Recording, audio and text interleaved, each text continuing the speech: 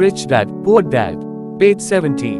मैंने उनसे पूछा था कि क्या वे हमें पैसा बनाना सिखाएंगे। माइक ने मुझे बताया। अच्छा, और उन्होंने इसका क्या जवाब दिया? मैंने सावधानीपूर्ण उत्सुकता से पूछा। पहले तो उनके चेहरे पर हंसी आई, पर फिर कुछ सोचकर उन्होंने कहा कि वे हमारे सामने एक ऑफर रखेंगे। अच्छा, मैंने कहा और अपनी कुर्सी की पीठ दीवार से टिका ली। मैं वहां कुर्सी के पिछले 2 पैरों के सहारे टिका बैठा रहा। माइक ने भी ऐसा ही किया। क्या तुम्हें पता है कि वे कौन सा ऑफर देने वाले हैं? मैंने पूछा। नहीं, पर हमें जल्दी ही इसका पता चल जाएगा। अचानक माइक के डैडी उस पुराने दरवाजे से घुसकर पोर्च में दाखिल हुए। माइक और मैं अपने पैरों पर कूद गए, आदर के कारण नहीं, बल्कि इसलिए कि हम चौंक गए थे। तो बच्चों, तैयार? माइक के डैडी ने एक कुर्सी हमारे पास खिसकाते हुए पूछा। हमने अपने सिर हिलाए और अपनी कुर्सियों को दीवार के पास से खींचकर उनके सामने रख लिया। वे एक विशाल शरीर के मालिक थे, लगभग 6 फीट ऊंचे और 200 पाउंड वजनी। मेरे डैडी इससे ऊंचे थे, लगभग इसी वजन के, और माइक के डैडी से 5 साल बड़े। वे लगभग एक जैसे ही थे, हालांकि दोनों एक ही प्रजाति के नहीं थे। हो सकता है कि उनकी ऊर्जा एक सी हो। माइक का कहना है कि तुम पैसा कमाना सीखना चाहते हो। क्या ये सही है, रॉबर्ट? मैंने तत्काल सहमति में अपना सिर हिलाया, हालांकि मुझे थोड़ा सा डर भी लग रहा था। उनके शब्दों और मुस्कुराहट के पीछे बहुत पावर थी। अच्छा, ये रहा मेरा ऑफर। मैं तुम्हें सिखाऊंगा, लेकिन मैं ऐसा क्लासरूम की शैली में नहीं करूंगा। अगर तुम मेरे लिए काम करोगे तो उसके बदले में मैं तुम्हें सिखाऊंगा। तुम मेरे लिए काम नहीं करोगे तो मैं तुम्हें नहीं सिखाऊंगा। अगर तुम काम करते हो तो मैं तुम्हें ज्यादा तेजी से सिखा सकता हूँ, और अगर तुम सिर्फ बैठकर मेरी बातें सुनते हो जैसा कि तुम लोग स्कूल में करते हो तो इससे मेरा समय बर्बाद होगा। यह मेरा ऑफर है। इसे या तो मान लो या फिर वापस लौट जाओ। क्या मैं आपसे पहले एक सवाल कर सकता हूँ? मैंने पूछा। नहीं, इसे या तो मान लो या फिर वापस लौट जाओ। मेरे पास बर्बाद करने के लिए फालतू समय नहीं है। अभी ढेर सा काम पड़ा हुआ है। अगर तुम में तत्काल फैसला करने की क्षमता नहीं है तो तुम कभी पैसे कमाना नहीं सीख पाओगे। मौके आते हैं और चले जाते हैं, इसलिए तत्काल निर्णय लेने की क्षमता एक महत्वपूर्ण कला है। तुमने जैसा चाहा था वैसा एक मौका तुम्हारे सामने मौजूद है। अगले 10 सेकंड में या तो पढ़ाई शुरू हो जाएगी या फिर यह हमेशा के लिए खत्म हो जाएगी। माइक के डैडी ने चिढ़ाने वाली मुस्कुराहट के साथ कहा। मंजूर, मैंने कहा। मंजूर, माइक ने कहा। बहुत बढ़िया, माइक के डैडी ने कहा।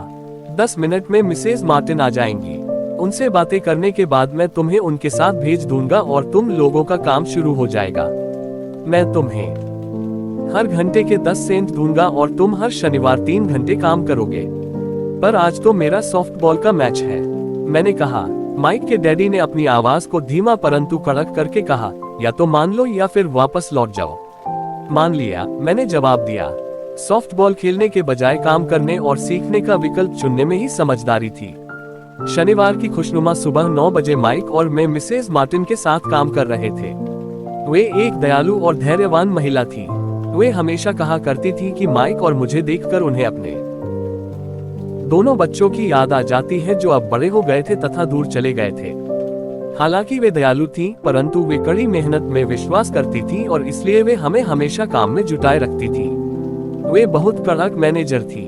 हम 3 घंटे तक डिब्बाबंद सामानों को शेल्फ पर से उतारते थे, उनकी धूल साफ करते थे और फिर उन्हें करीने से जमाते थे। ये बड़ी मेहनत का काम था और बोरियत भरा भी। माइक के डैडी को मैं अपना अमीर डैडी कहता हूँ। उनके पास इस तरह के 9 सुपरेट्स थे जहाँ पार्किंग के लिए बहुत सी जगह थी। वे 7/11 कन्वीनियंस स्टोर्स के शुरुआती संस्करण थे। पड़ोस के जनरल स्टोर जहां लोग दूध, ब्रेड, बटर और सिगरेट जैसी चीजें खरीदते हैं। समस्या ये थी कि हवाई में एयर कंडीशनिंग नहीं थी और गर्मी के कारण स्टोर्स अपना दरवाजा बंद नहीं कर सकते थे।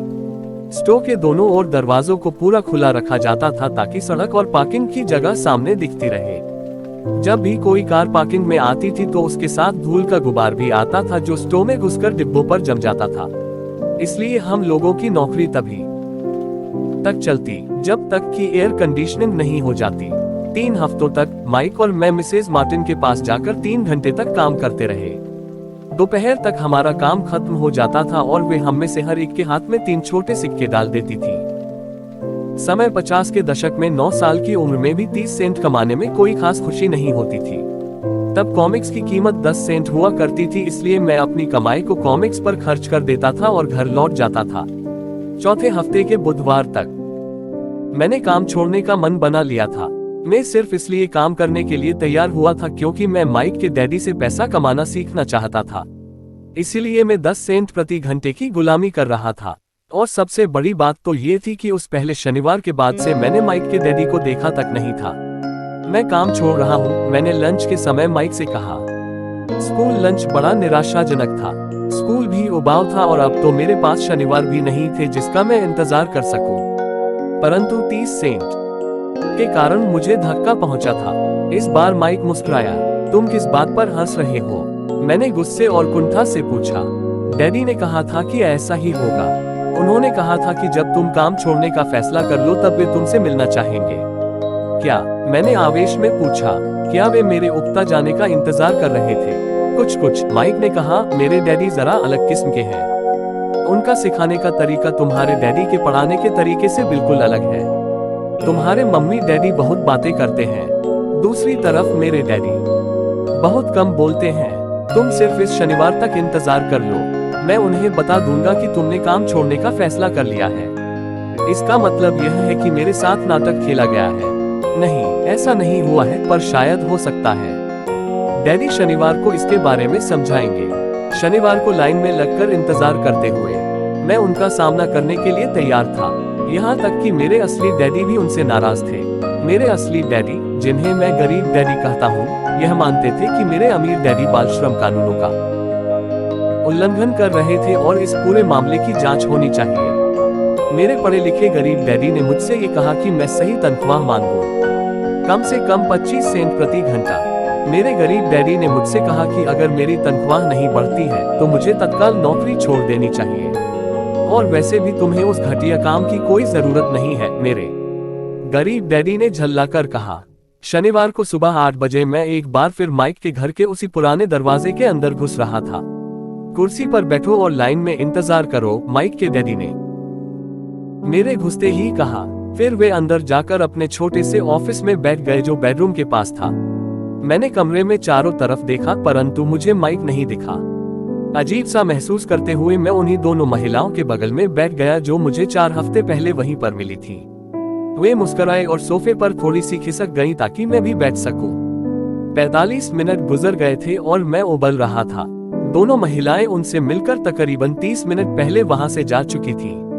एक बूढ़ा सा आदमी वहां 20 मिनट तक बैठा और फिर वह भी निकलकर चला गया।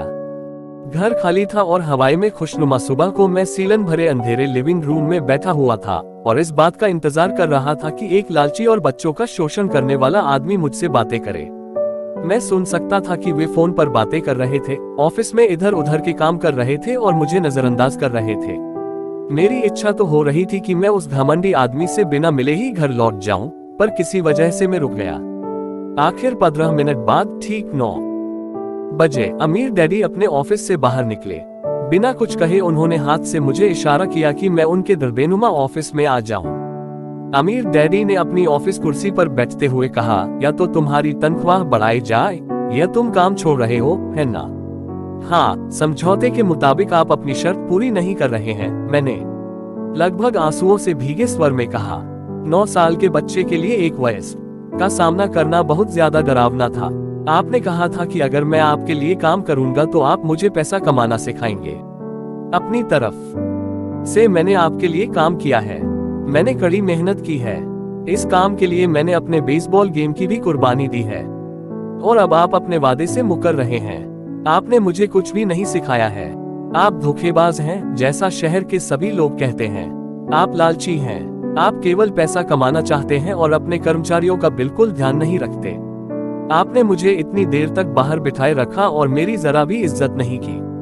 मैं एक छोटा सा बच्चा हूं और आपको मेरे साथ इससे बेहतर बर्ताव करना चाहिए था। अमीर डैडी अपनी कुर्सी पर पीछे झुक गए। अपने हाथों को ठुड्डी तक लाकर उन्होंने मुझे घूरा। ऐसा लग रहा था जैसे वे मेरा विश्लेषण कर रहे थे। बुरा नहीं है, उन्होंने कहा। 1 महीने से भी कम समय में तुम वही भाषा बोल रहे हो जो मेरे ज्यादातर कर्मचारी बोलते हैं। क्या? मैंने पूछा। मैं समझ नहीं पा रहा था कि वे क्या कह रहे थे और इसलिए मैंने अपना दुखड़ा रोना चालू रखा। मुझे लगता था कि आप अपने वादे पर कायम रहेंगे और मुझे कुछ सिखाएंगे। इसके बजाय आप तो मुझ पर अत्याचार करना चाहते हैं। ये तो जुल्म है, सरासर जुल्म। मैं तुम्हें सिखा तो रहा हूँ, अमीर डैडी ने धीमी आवाज में कहा। आपने मुझे क्या सिखाया है? कुछ भी नहीं, मैंने गुस्से से कहा। एक बार मैं चंद सिक्कों में काम करने के लिए तैयार हो गया, उसके बाद तो आपने मुझसे बात तक नहीं की। 10 सेंट प्रति घंटे। मैं आपकी शिकायत सरकार से करूंगा। हमारे देश में भी बाल श्रम कानून है। आप तो जानते ही हैं कि मेरे डैडी सरकार के लिए काम करते हैं। शाबाश, अमीर डैडी ने कहा। अब तुम उन ज्यादातर लोगों की भाषा बोल रहे हो जो कभी मेरे लिए काम करते थे। वे लोग जिन्हें या तो मैंने नौकरी से निकाल दिया है या जिन्होंने खुद मेरी नौकरी छोड़ दी है।